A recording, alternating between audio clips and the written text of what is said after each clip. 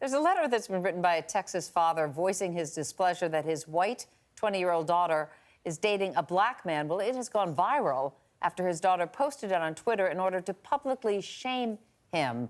Among other things, the dad wrote, this is a quote now, "My belief is that interracial relationships are despicable, vulgar, and reprehensible. There's nothing worse than a half-black, and I'm crushed that my own daughter has entered into such a disgusting relationship."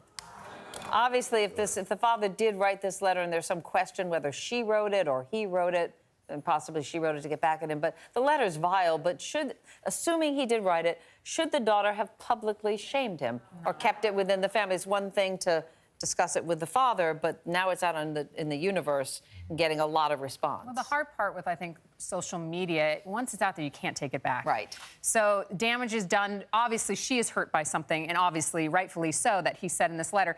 But if there's any chance to repair this relationship or see another side, it's over a little bit when you put it out for millions of people to read. So sometimes things are better left in the family. Well, I think this is the last straw for her. Obviously, he's had this opinion for their whole entire relationship. Yeah. And there's just no room for bigotry anymore. There's just not. Yeah. And if you have to publicly shame someone? But it's your father. What if let's say hypothetically, your father or someone wrote a letter to you when you came out.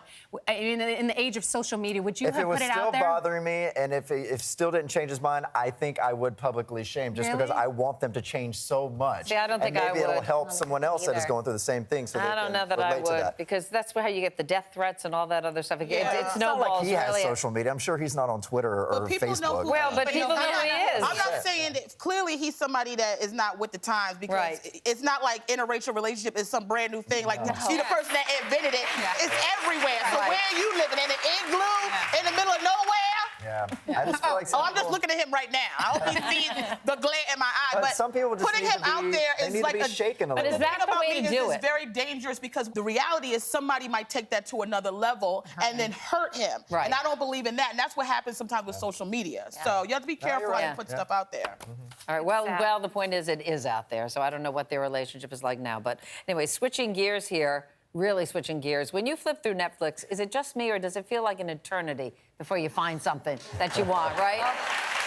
Well, researchers at Netflix, apparently having nothing better to do, they crunched the numbers. They calculated that its users will spend a mere 60 to 90 seconds browsing before they get fed up and quit. If they don't find what they want within a minute and a half, they're out of there.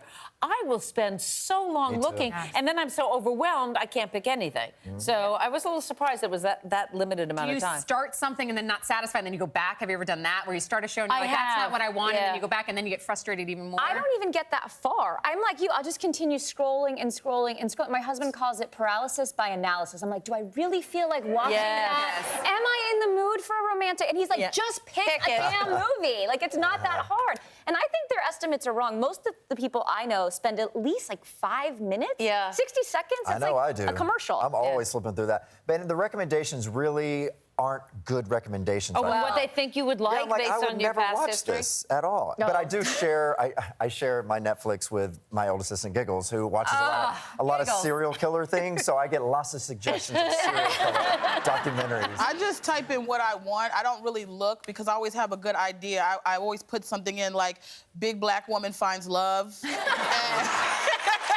like that. And one movie pops up.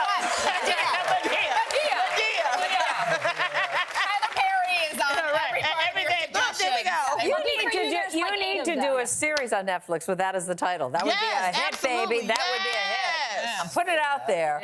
All right. When you go through a bad breakup, let's be honest, folks, even the best of us want a little revenge, right? If it's you got to get a little revenge. Well, there's an artist named Laura Stokes who has taken that fantasy and made it into a reality, sort of. She's creating revenge dioramas like this one.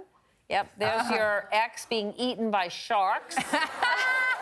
The scenes are made up mostly of action figures. What is your take on this? I think it's pretty funny. I love the actually. princess is like overlooking, and the shark's got every angle of her. She's enjoying it. Have you guys ever created scenarios like this in your brain, like how they would just go down if you had to take someone down? No. And how it would play out? You've never done that, like how this is going to play out? I'm not. Yeah. If you had your moment with someone that you're really upset with, and you're like, you're never going to do anything, but in your brain, it's so satisfying to I might have wanted to push them down some stairs, but not kill them. I know, I don't want to kill them, but I would like them pillory. Is that the thing where they would be in the square naked? Oh, the guillotine. Yeah, the guillotine where they're stuck there, yeah. Yeah, I know. And people throw pies at them or You something. just want them naked, don't you? Well, I do want them naked, yeah, that's right.